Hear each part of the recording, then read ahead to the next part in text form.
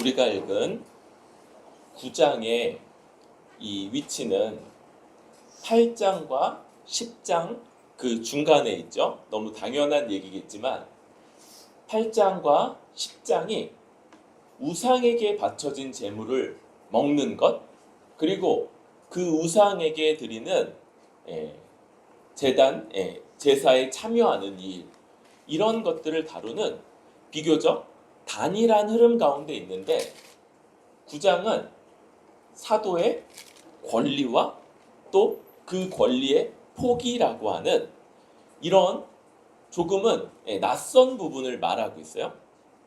지금 이 우상에게 바쳐진 제물을 말하는 8장의 맥락이 어떤 것이었습니까?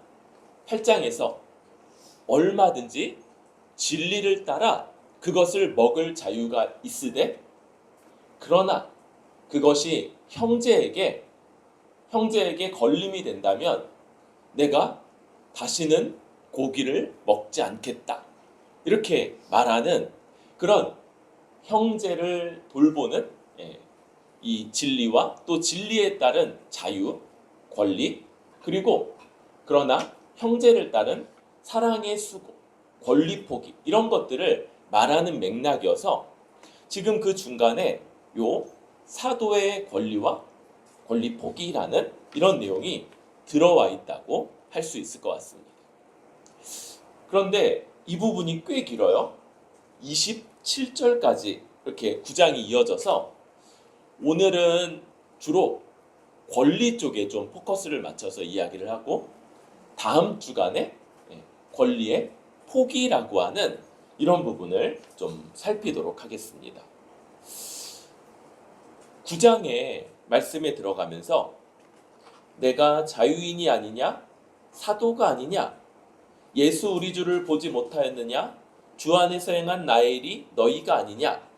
다른 사람들에게는 내가 사도가 아닐지라도 너희에게는 사도이니 나의 사도됨을 주 안에서 인친 것이 너희라. 그러면서 3절은 나를 비판한 자들에게 변명할 것이 이것이니, 그래서 지금 이 말씀이 사도 바울이 어떤 비판을 받고 있고, 특별히 그 비판의 내용이 바울은 사도가 아니다 라는 이런 비판이라는 것들을 좀 생각할 수 있어요. 여러분, 비판 좀 받아보셨습니까? 그죠? 비판, 비난, 이런 것들, 여러분, 특별히 내가 잘못하고 실수한 것들 때문에 받는 것, 그런데 그 이상으로 받거나 혹은 그것과 상관없이 받는 이런 일들이 바울에게도 있었다, 이런 것들을 생각하면서 좀 위로가 되는 것 같아요. 그럴 때 지금 바울이 자신이 내가 자유인이 아니냐, 내게 그러니까 자유가 있지 않냐, 사도가 아니냐, 사도로서의 권리가 있지 않냐, 이런 것들을 말하고 있는 거예요. 그런데 바울에 대해서 바울의 사도됨을 비판했던 사람들, 이런 것들이 있었죠. 우리 이 사도라고 하는 직책은 아주 특별한 직책입니다. 하나님께서, 더 정확하게 우리 주 예수님이 그 전날 밤새서 기도하시고 다음날 12명을 뽑으세요. 그리고 이들에게 교회의 기초를 놓는 그런 사역을 맡기시고, 그리고 그를 위해서 3년 동안이나 이들을 데리고 다니시면서 모든 것들을 가르치고 보게 하시고 그런 일들을 하는 거예요. 우리는 알죠? 그 중에 한 명, 누가 있었습니까? 가룟 유다가 있었죠. 그래서 가룟 유다가 그 말미에 예수님을 배반하고 팔고 회개하지 않고 그냥 자결해버려요. 그래서 그는 영원토록 이 예수님을 판 그 죄를 씻을 기회를 얻지 못하게 됐죠. 그리고 나서 이제 사도행전이 시작되면서 한 명의 사도를 새로 뽑아 12를 채우게 되는데요. 그때 베드로 사도가 이렇게 조건을 이야기합니다. 사도행전 1장 21절 22절인데요. 이러함으로 요한의 세례로부터 우리 가운데서 올리워 가신 날까지 주 예수께서 우리 가운데 출입하실 때 항상 우리와 함께 다니던 사람 중에 하나를 세워 우리로 더불어 예수의 부활하심을 증거할 사람이 되게 하여야 하리라 하거늘. 그래서 이 내용에는 조건과 사명, 사도의 조건과 사명이 명시되어 있습니다. 그 조건은 요한의 세례로부터 예수님이 요한이 베푼 세례 요한이 베푼 그 세례를 받으신 날, 그날 어떤 일이 있었어요? 하늘이 열리고 하늘에서 성령이 비둘기같이 예수님께 내려오며 하늘에서 소리가 있었죠. 이는 내 사랑하는 아들이라 라고 말했던 이 놀라운 일, 이 날부터 바로 얼마 전이에요. 바로 며칠 전 우리 가운데서 올리워져 가신 날, 예수님이 승천하시고 이제 하늘로 올라가시는 그 예수님을 어느 순간인가 구름이 덮여 보이지 않게 되는 날까지 약 3년에 걸친 그 모든 날을 항상 우리와 함께 다니던 사람, 이게 사도의 조건인 거예요. 왜 그렇습니까? 사도는요, 예수님이 가르치신 바대로 가르치고 예수님을 증언해야 되는, 예수님이 이렇게 행하셨다, 이렇게 가르치셨다라고 증언해야 되는 이 증인으로서의 사명이 있기 때문이에요. 특별히 그것을 예수의 부활하심을 증거할 사람이 된다, 이렇게 사명을 말하죠. 그런데 예수님 부활하셨습니다, 예수님 부활하셨습니다, 이것만 얘기하나요? 아니죠. 부활은 뭘 전제로 하고 있습니까? 그쵸, 죽음. 특별한 죽음이죠. 십자가의 죽음을 전제로 하고 있는 것. 뿐만 아니라 예수님이 십자가에서 죽으셨다, 그리고 사흘 만에 부활하셨다 라고 하는 그 사건, 사실만이 아니라 모두에게요, 그 의미. 그게 뭡니까? 우리 그 의미를 복음의 기초에서 예수님의 십자가 죽음의 의미, 형벌 대속적 죽음, 형벌적 대속이 바로 그 십자가 죽음의 의미다라고 그렇게 배워왔고요. 누가 그렇게 가르쳤다고요? 사도들이. 그리고 그 부활이 뭐다? 부활이 예수님의 칭의고 이제 하나님 나라의 왕으로 등극하신 거다, 예수님의 대관식이다, 이렇게 표현했죠. 그리고 더 나아가서 이와 관련된 온갖 논쟁들, 이단들과 대결하면서 이 바른 교리를 지켜간 것. 그래서 나중에 보면 예수님이 사람이 아니다라고 말하는 것들에 대해서 아니다라고 말하고, 여러 가지 잘못된 가르침, 또 우리 최근에 많이 배웠죠? 금욕주의, 이게 이단적 가르침이고, 또 다른 여러 가르침들에 대해서 바른 교리를 전하고 있는 것. 그런데 바울 사도는 이 요건에 해당합니까? 안 합니까? 안 하는 거예요. 사도 바울은 예수님, 살아계신 이 땅에 계시는 예수님을 한 번도 만난 적이 없어요. 근데 그는 어떤 식으로 예수님을 만났습니까? 부활하신 예수님. 그래서 영원히 살아계신 예수님이 사도 바울에게 특별히 오셔서 그를 만나셨고, 그를 사도로 임명하셨으며, 그에게 복음을 전하게 하는, 특별히 누구에게 전해요? 이방인들에게 전하게 하는 그 사명을 맡기시는 거예요. 그래서 이방인들은 사도 바울에게 복음을 듣는 것 외에 다른 방식의 복음을 들어본 적이 없는 거예요.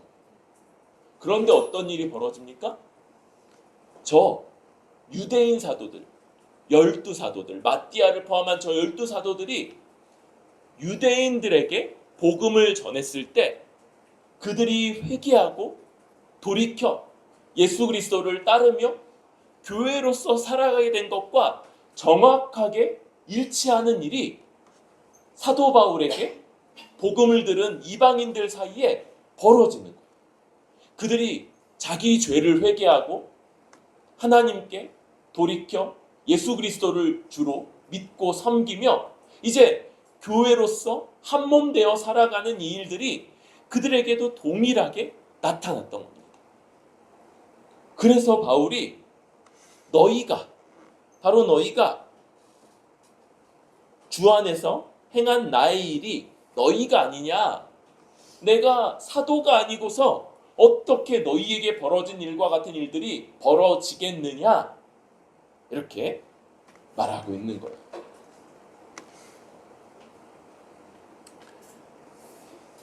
그래서 사도 바울은 사도라는 것들을 이야기하게 됐죠. 그럴 때 일반적으로 사도는 저 조건, 그죠? 베드로 사도가 얘기했던 요한의 세례부터 올려가심까지 항상 같이 했고, 그래서 예수의 부활을 증언하는 사명을 맡은 자들, 이렇게 볼 수 있지만 한 명, 사도 바울에게는 그가 특별히 부활하신 예수님을 만난 것과 그 이후에 헌신적인 사역, 특별히 이방인들 가운데 복음을 전하여 회개하고 교회를 세운 것들로 그가 사도라는 것들을 확인할 수 있는 거예요. 그런데 이제 그런 바울에게 계속, 여기만이 아니라 계속적으로 바울의 사도됨을 의심하고 그걸 비판하는 이런 일들이 계속 있었던 걸 보게 됩니다. 그때 바울은 이 비판을 계속 맞서 싸워요. 왜 그렇습니까? 왜 바울이 자신이 사도인 것들을 그걸 싸워서 지켜가야 됩니까? 물론 그게 진리니까, 그게 사실이니까도 있지만 그게 바울이 이방인들에게 전한 복음이 신적 권위를 가지는 복음이다. 배타성이 있는 복음이다. 100명이 다수결로 다 말을 맞춰갖고 와요.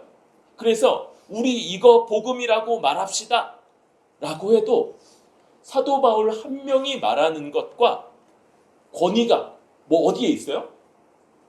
바울이 전한 것에 권위가 있는 거예요. 왜? 바울이 사도, 예수님이 세우셔서 보낸 사도기 때문에 그런 권위가 있는 거죠.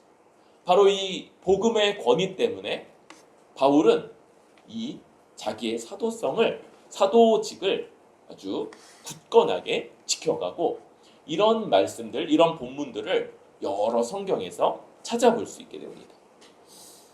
그럴 때 바울이 사도기 때문에 어떤 사도로서의 권리가 다 있다 얘기를 해요.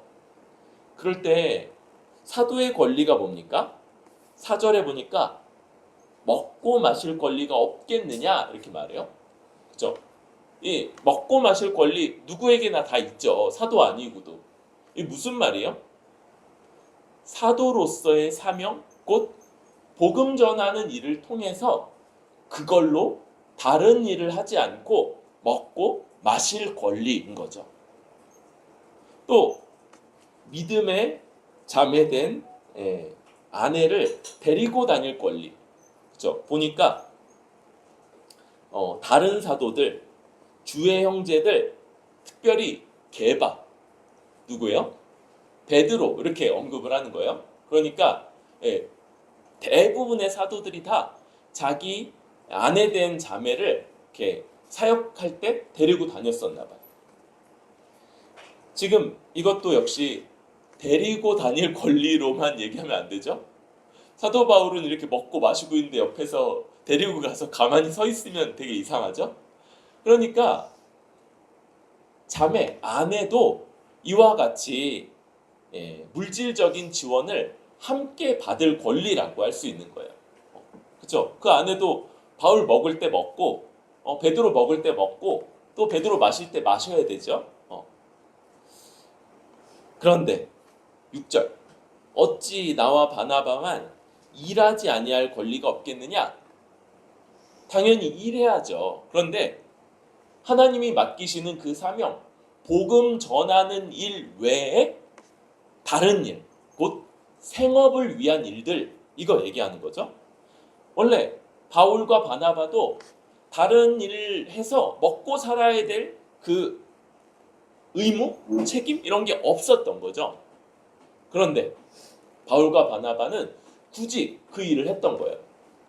천막 꿰매는 일을 했다고 하죠. 그리고 이 일이 이렇게 당시 이 가죽 같은 것들이 냄새가 많이 나서 비교적 되게 이렇게 천한 일로 여겨졌대요. 그러니까 그런 일을 하고 있었던 거죠. 그럴 때 우리 오늘은 이 권리의 내용들을 좀 더 살피고 권리의 포기 이 관련돼서는 다음 주에 좀 더 나누도록 하겠습니다. 그럴 때 이것을 세 가지 사례와 율법의 규정을 가지고 와서 이 권리가 아주 정당하다는 걸 이야기하는데요. 당시에 아주 일상적이었던 세 가지 군복무 그리고 포도원의 농부 양치는 목자 요 세 사례를 가지고 와서 이 정당함을 이야기합니다. 군인이요.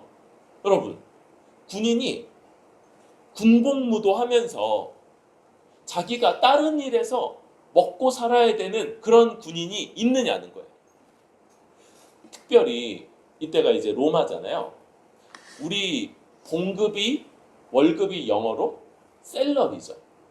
그런데 이 어원이 그 로마 시대의 군인들이 소금으로 그 당시에 소금이 귀했기 때문에 소금으로 월급을 받았대요.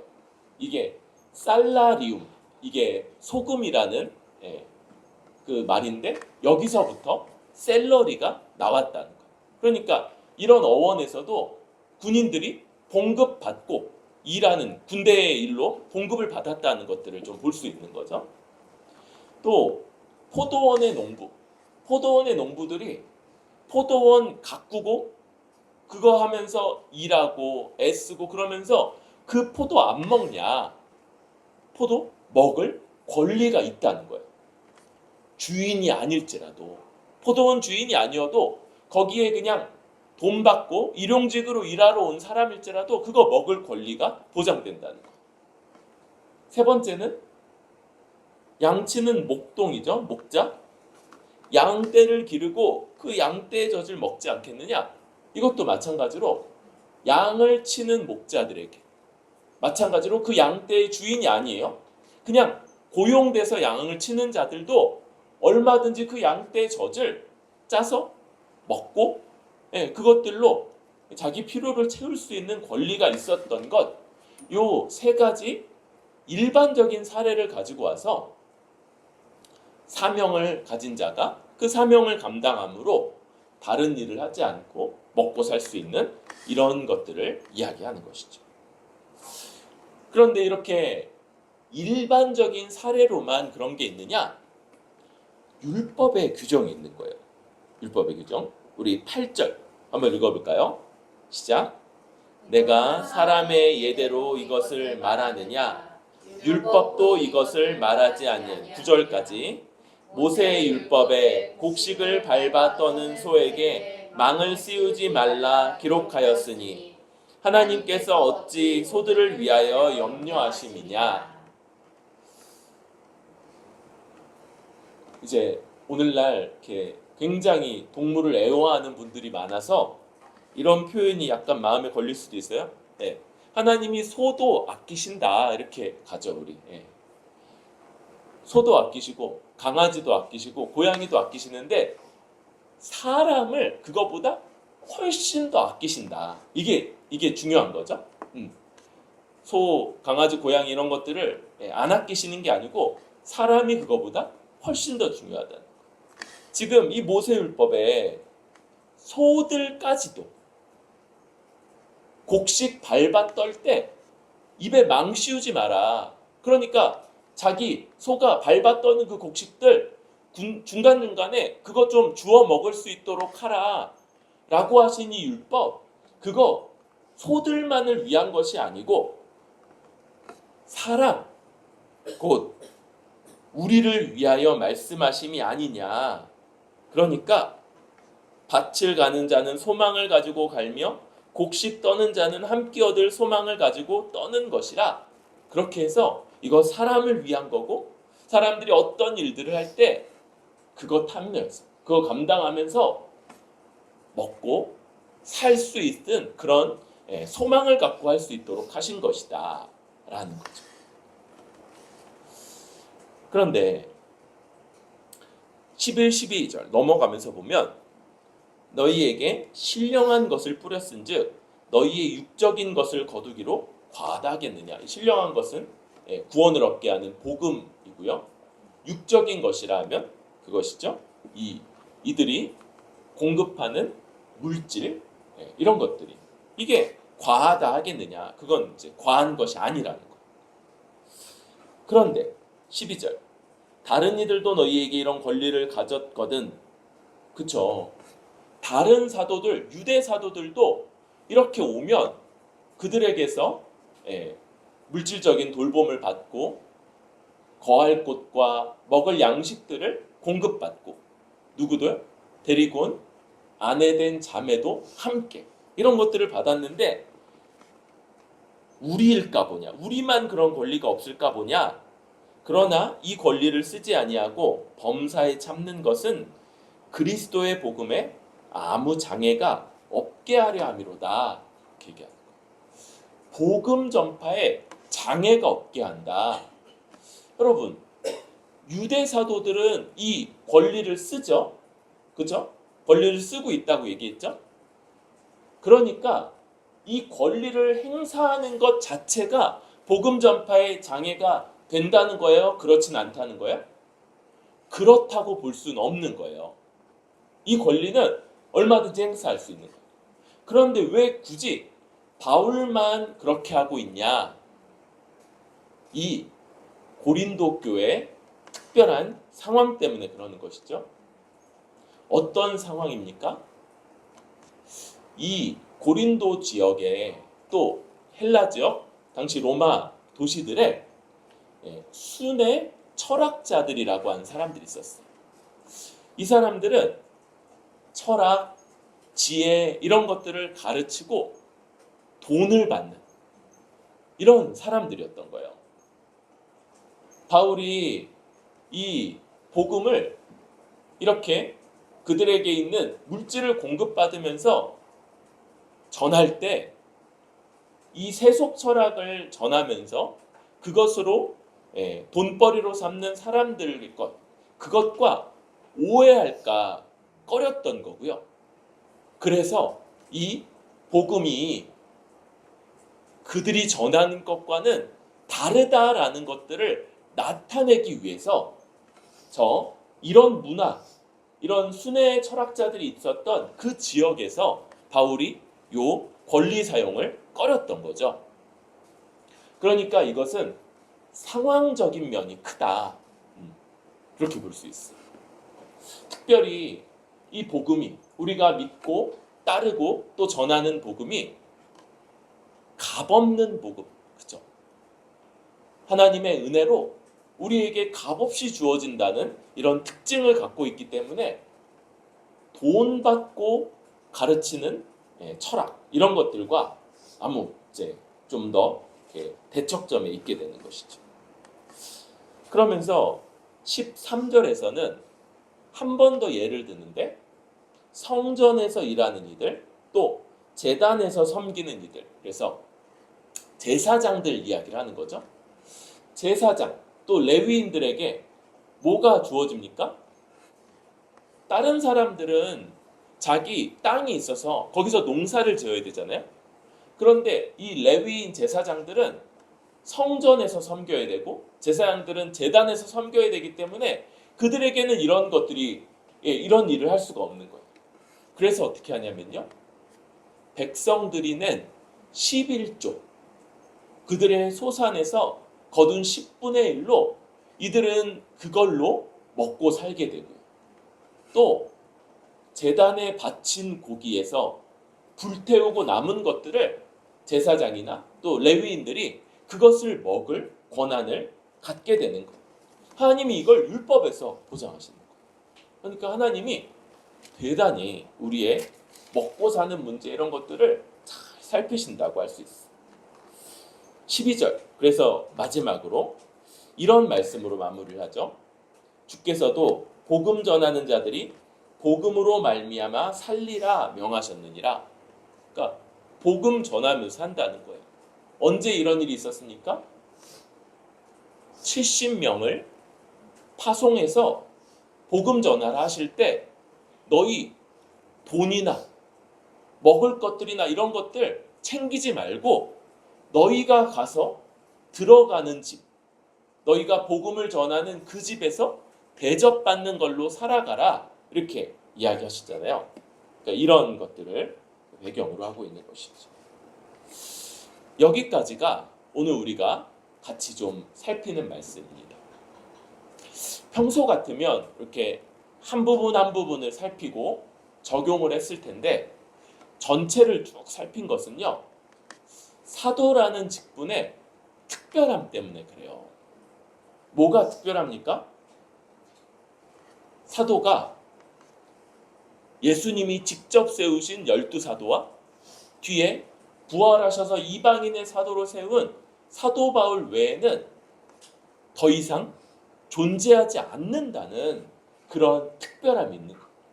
그러니까 여기 있는 이런 사도의 권한 이런 것들이 또 다른 누군가가 그걸 주장하거나 그럴 수 있는 성격이 아닌 거죠. 그런 면에서 특수성이 있기 때문에 한꺼번에 좀 살피고 있는 면이 있습니다. 그런데 이 사도들을 하나님이 이렇게 특별하게 세우신 이유 바로 교회의 기초를 놓기 위함이에요. 우리 마태복음 16장에서 예수님이 말씀하시죠.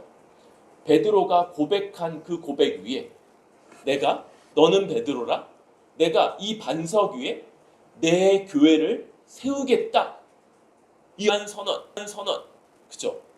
이 배경과 이 깊이를 우리가 이제 또 조금 있으면 빨간 책을 보면서 살펴야 될 텐데, 그죠? 이 깊은 내용이 거기 담겨 있는 거예요. 하나님이 예수님이 사도들을 세우시면서 그 사도들의 기초 위에 사도들이 가르친 이 복음의 진리, 사도적 가르침 위에 내 교회를 세우겠다고 그렇게 선언하시는 거예요. 그래서 우리 교회의 기초에는 언제나 사도들이 있고요. 이 사도들이 전한 그 가르침, 사도적 교리 이런 것들이 교회가 서가는 아주 중요한 그러한 기초라는 것이죠.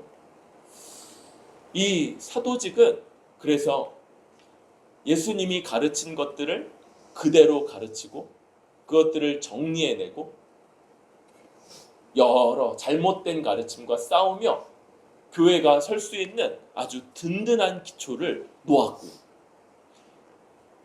이 이후에 사도가 더해지지 않는다.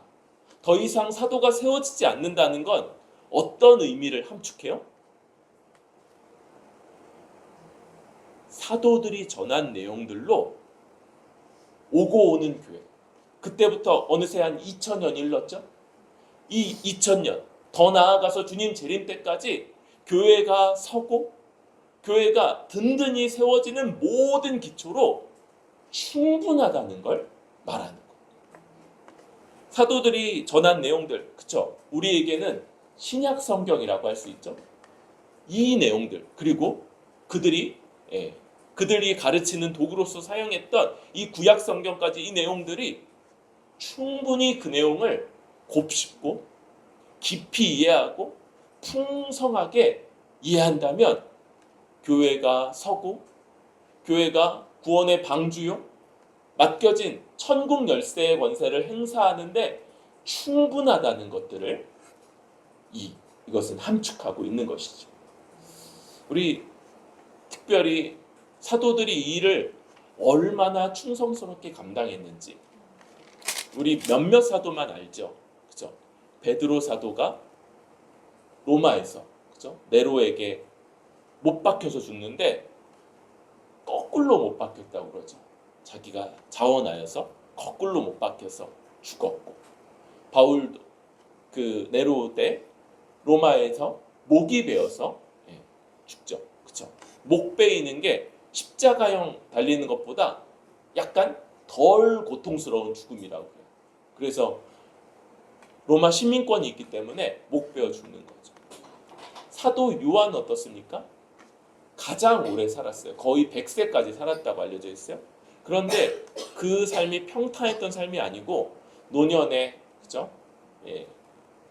유배되어서 반모섬에서 자기 교회들 그 고난 겪는 것들을 멀리서 지켜봐야 되고요.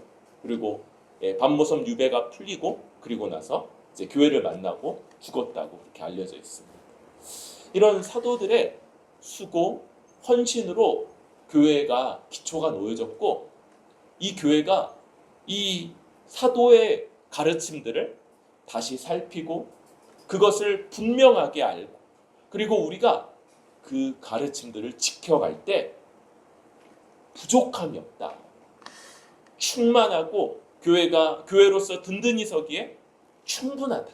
이런 것들을 함께 생각할 수 있을 것 같습니다. 그런데 여러분, 더 이상 사도는 없어요. 그런데 교회에는 4가지 속성이 있다고 그렇게 정리되고 있습니다. 제가 이번에 논문 써야 되는 주제라서 책을 찾고 있는데 책이 별로 없어요. 그래서 정말 이것 좀 더 많이 연구해 주시는 분이 나오면 좋겠다 이런 생각이 드는데 교회의 4대 속성은 일체성, 거룩성, 그리고 보편성, 마지막으로 사도성이라고 하는 이 교회의 사도성이라는 게 있는 거예요. 그러니까 여러분 어떤 한 개인이 나와서 내가 이 시대의 사도요 라고 말하면 그렇죠? 거들떠 보지도 말아야 되죠. 그런 분하고는 사귀지 마세요. 그런 분하고는 친구하지 마세요. 그런데 교회에는 사도성이 있다는 게 모든 교회가 고백하고 있는 바예요. 교회에 사도성이 있다. 이게 어떤 겁니까? 여러 가지 내용들이 있을 거예요. 사도처럼 교회도 하나님이 이 땅에 보내신 하나님의 기관이고 신적 권위를 가지고 있어요. 그래서 교회가 뭘 갖고 있어요? 천국 열쇠를 가지고 이 땅에서 누구든지 예수 그리스도를 주라 고백하며 참되게 믿는 자에게는 그 천국 열쇠를 행사해서 풀고요. 그러면 하늘 문이 열려서 그가 하나님 나라 백성으로 들어가게 되고 만약 그가 심각한 죄를 짓고도 회개하기를 거부하면 이 땅에서 그 열쇠를 닫죠. 그럼 어떻게 돼요?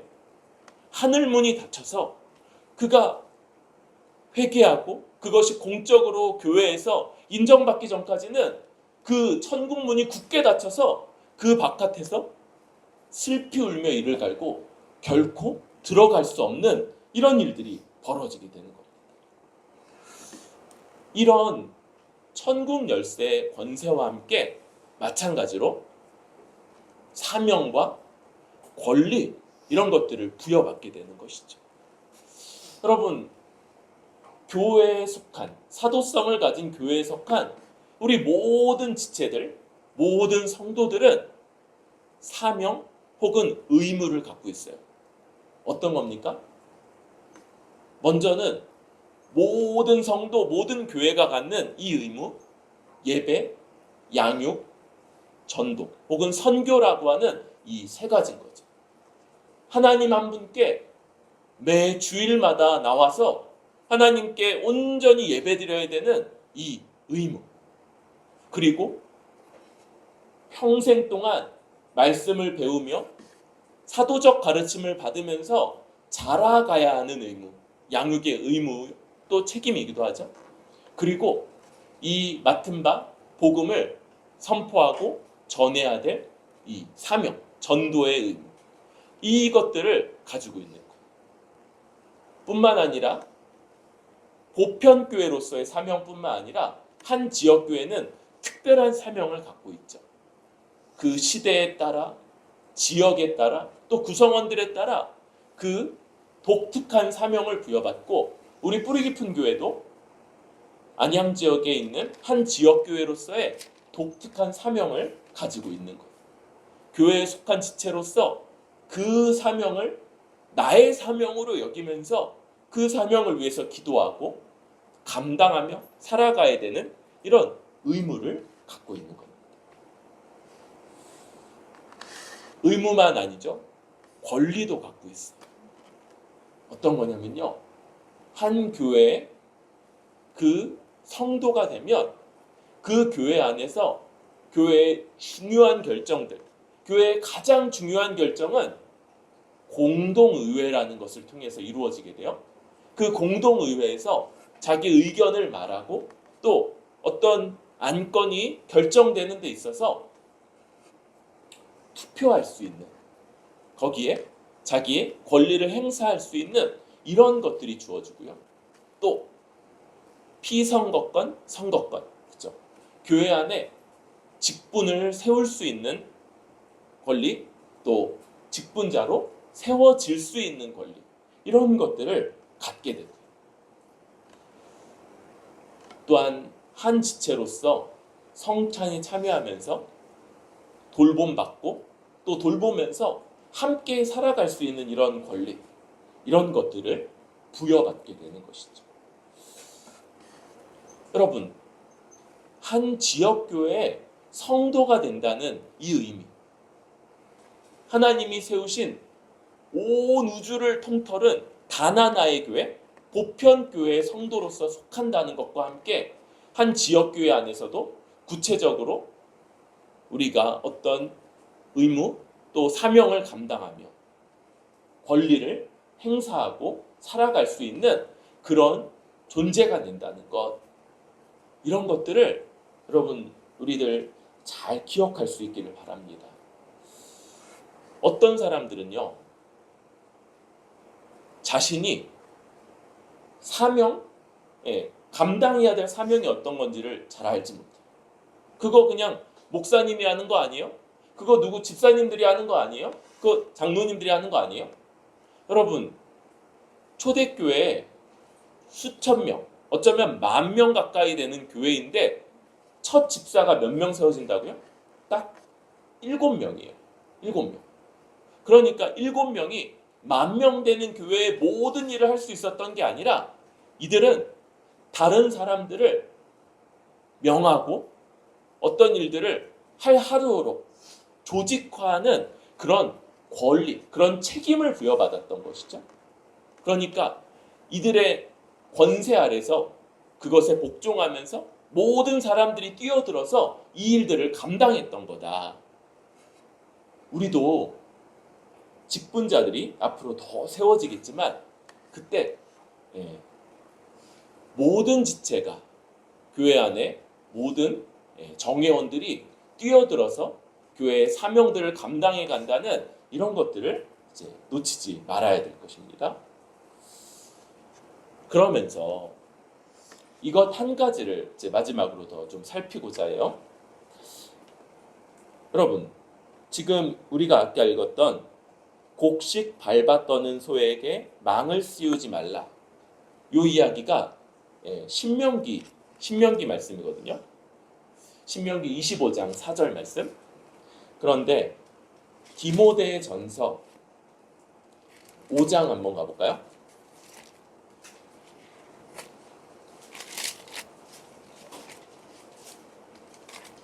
신약성경 341페이지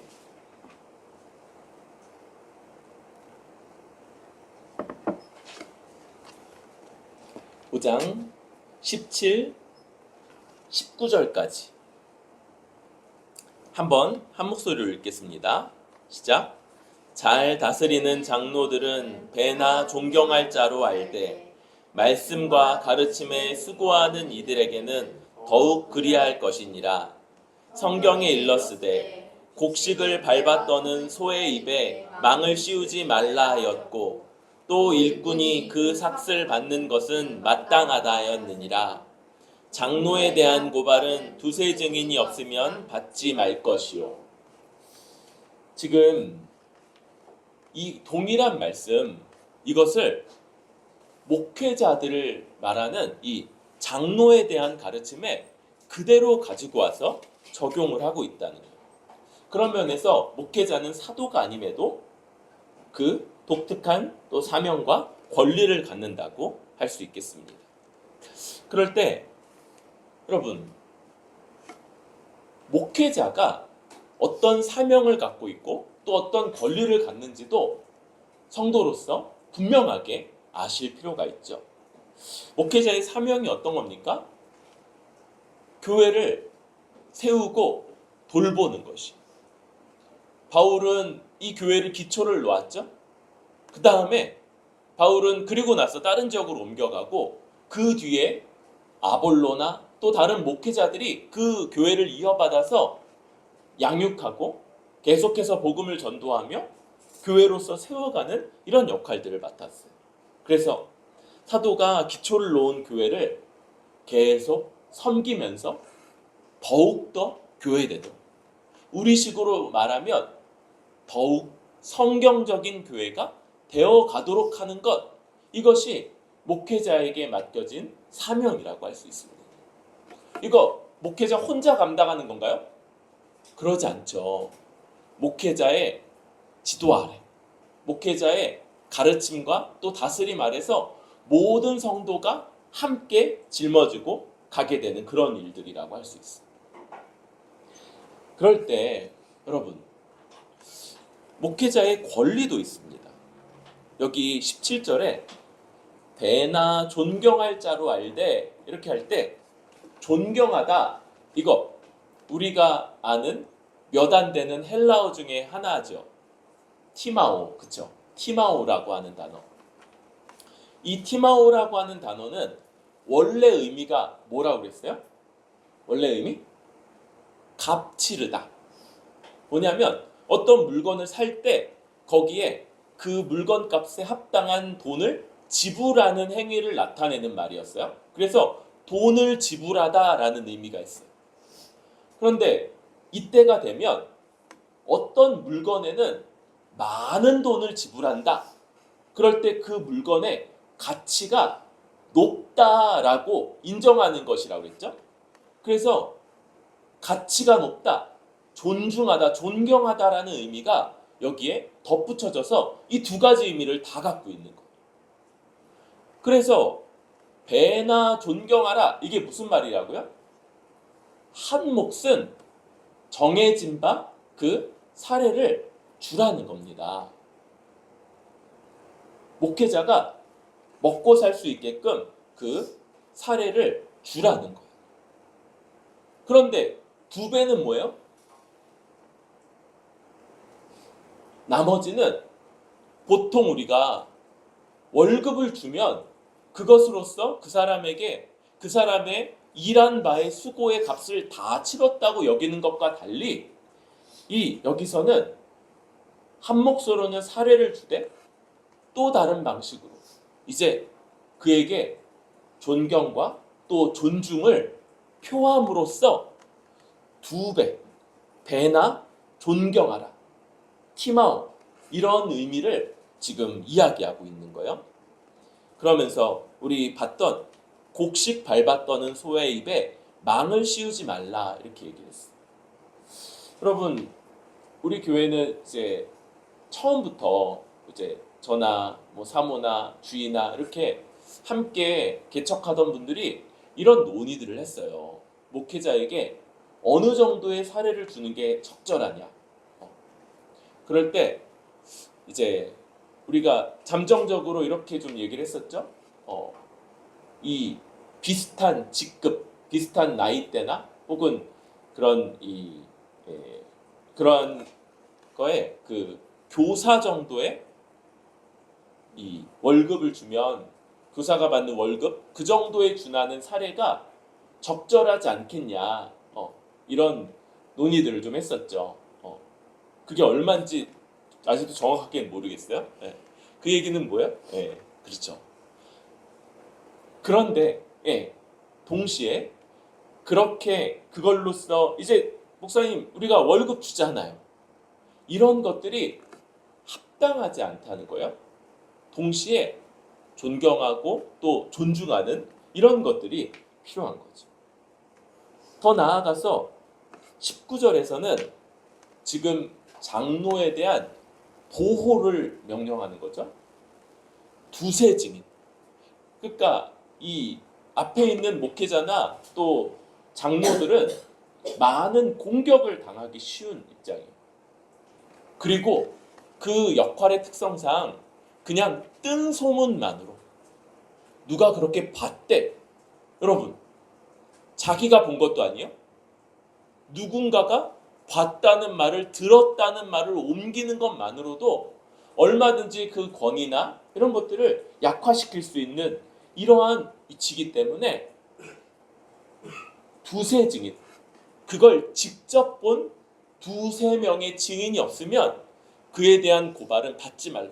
그런 말들은 하지 못하게 해야 되는 이런 보호까지도 명하고 계신 거예요. 여러분, 권리를 얘기하면서 우리 한국 사회에는 바울이 유랑 철학자, 그렇죠? 순회 철학자들이 있는 곳에서 그런 상황에 있어서 자기의 이 권리 사용을 포기했던 것과 조금은 다른 정황이 좀 있어요. 우리 한국 사회에는 유교 문화가 있고요. 그 유교 문화 안에는 청비남이라는 것들을 이제 요구하는 그런 면이 있어요. 그래서 목사가 그죠? 선비같이 청비남을 추구해야 되고, 그래서 목사의 사례라든지 이런 것들을 이야기하면 그거 약간 이상하게 보는 이런 문화가 우리에게는 좀 있는 거예요. 그래서 아예 이제 시작부터 어떤 사례가 적정하냐 이런 것들을 우리가 함께 이야기하고 그렇게 해왔던 거죠. 오늘날 이제 교회 안에는 이런 이야기가 많이 오가고 있어요. 목사의 이중직. 이게 뭐예요?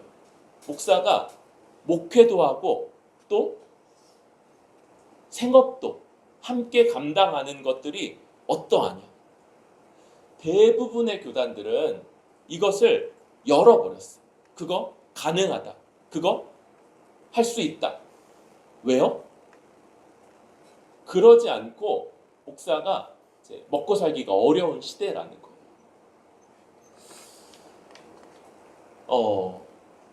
저는 여전히 좀 그런 부분에 있어서 조심스러운 마음을 좀 많이 갖고 있습니다. 이 목회 사역으로 또 복음을 전하고 또 교회를 섬기고 이런 사역들로서 잘 감당하고, 그럴 때 거기에 전념하고 집중하고, 그럼으로써 이제 그것으로 먹고 살 수 있는 것, 이게 훨씬 더 합당하고 그렇게 될 수 있기를 바라고 있고요. 우리 이런 것들을 좀 어떻게든 좀 잘 지켜가야겠다 이런 생각들도 하고 있습니다. 우리 말씀을 정리하면서 오늘 우리는 사도의 권리에 대해서 말씀을 봤어요. 오늘날 사도들은 우리에게 있지 않지만 교회가 사도성을 갖고 있고, 그래서 그 교회에 속한 모든 성도들은 사명과 또 권리를 갖고 있고, 이 사명을 잘 알고 잘 감당해야 되고, 권리를 잘 알고 아주 적절하게 행사해야지만 교회가 주께서 부여하신 그 사도성을 따라 아주 든든하게 건강하게 잘 설 수 있게. 또한 같은 말씀으로 사도들이 바울이 자신에게 적용했던 같은 말씀으로 목회자들에 대한 말씀을 하실 때 목회자에게 그 정한 사례를 주고 또한 존중하고 또 존경하는 것들로 목회자를 세우고 또 목회자에게는 두세 증인이 없으면 고발을 받지 않는 것으로 그를 잘 보호함으로써 주께서 사도들을 통해서 기초를 놓고 그 위에 세우신 이 교회가 더욱더 든든하게 서갈 수 있도록 우리가 그렇게 함께 잘 주의 뜻을 분별하면서 함께 세워갈 수 있는 뿌리 깊은 교회 될 수 있기를 소망합니다.